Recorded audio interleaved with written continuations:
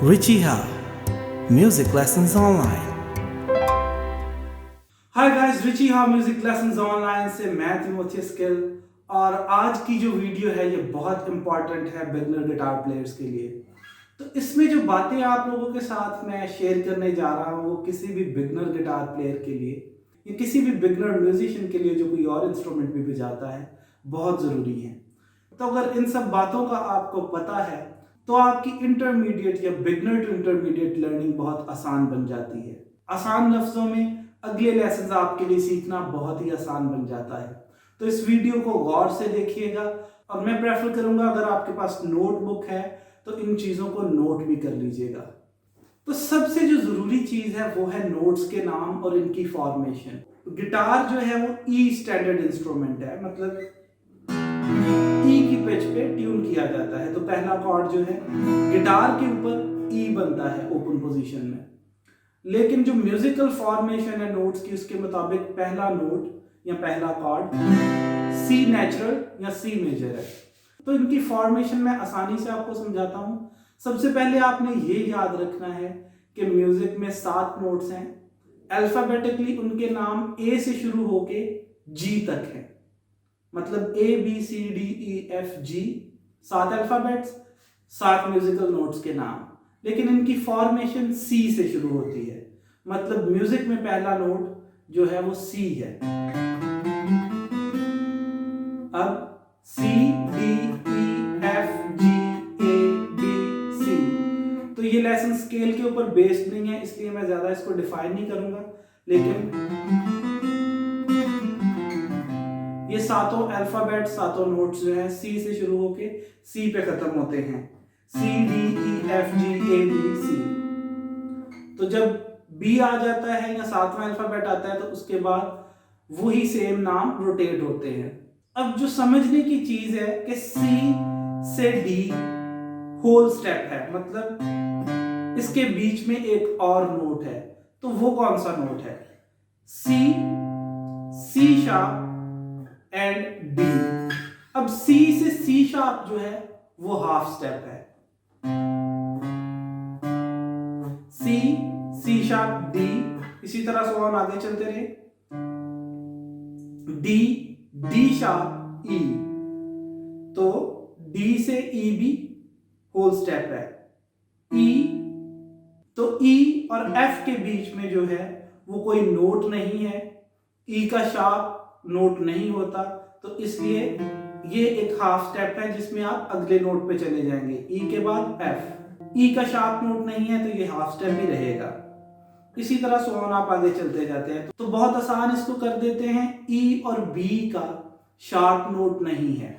और इसी तरह आप स्ट्रिंग्स के नाम अगर आपको पता है तो E, F, first fret F, second fret F sharp, G, G sharp, A sharp, B, C sharp, D sharp और ई। और इसी तरह A string, A sharp, B का शार्प नहीं है तो C sharp, D sharp, E. अब ये ई है 7th फ्रेट पे। और अगर हम बेस स्ट्रिंग को भी साथ बजा के देखें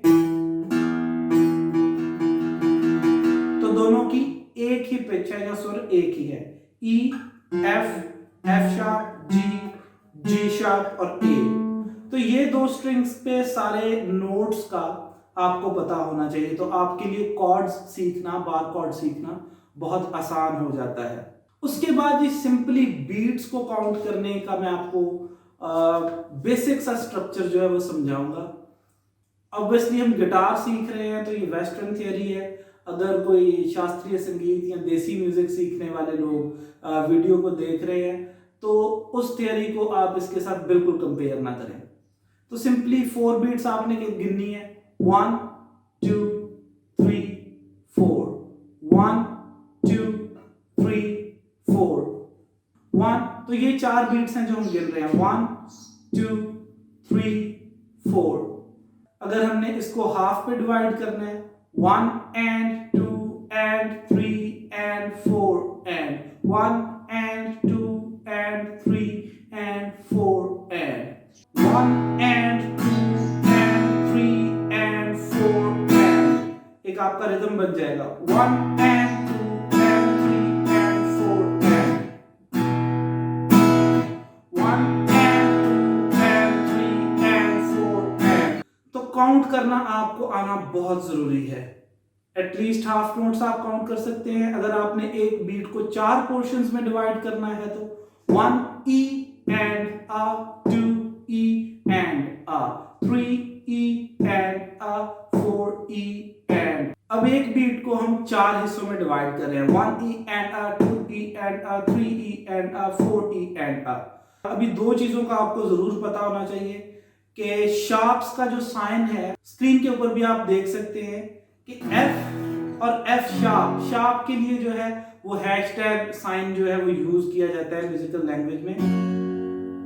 और कॉर्ड चार्ट आप जो देखते हैं उसमें जो क्रॉस का साइन ऊपर नजर आ रहा होता है उसका मतलब होता है स्ट्रिंग। ब्लॉक करेंगे हम, म्यूट करेंगे, रिंग आउट नहीं होगी। जो ओपन का ओ का साइन आ रहा होता है उसका मतलब है कि स्ट्रिंग ओपन बजेगी।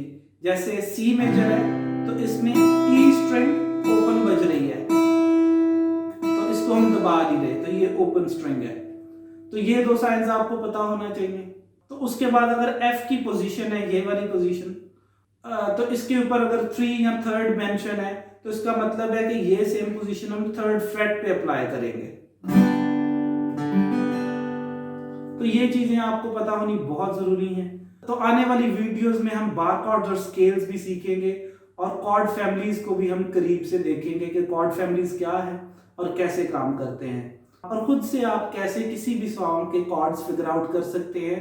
मतलब आपको इंटरनेट से कॉर्ड ढूंढने की जरूरत नहीं पड़ेगी, आप खुद से ही हर सॉन्ग के कॉर्ड्स ढूंढ पाएंगे। तो उम्मीद करता हूँ आपको ये वीडियो पसंद आई होगी और आपके लिए हेल्पफुल होगी।